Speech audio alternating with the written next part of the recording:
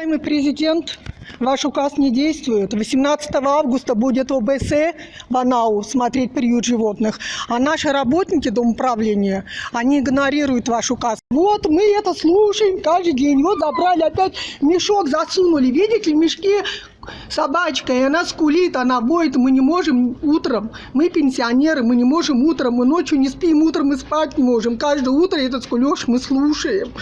Как это, сколько это будет продолжаться, уважаемый президент, сколько это будет продолжаться? Вот это все вот эти работники, они легкий труд нашли, они не убирают территорию, они убивают собак. У нас грязь по микрорайону, везде грязища такая. Они вот легкий заработок нашли, они убивают собак, кошек убивают. Уже вот утром было один, сейчас уже два, один вот бедный носик дырку высунул, и он может дышать, а тот в мешке задыхается уже. Видите, что творится?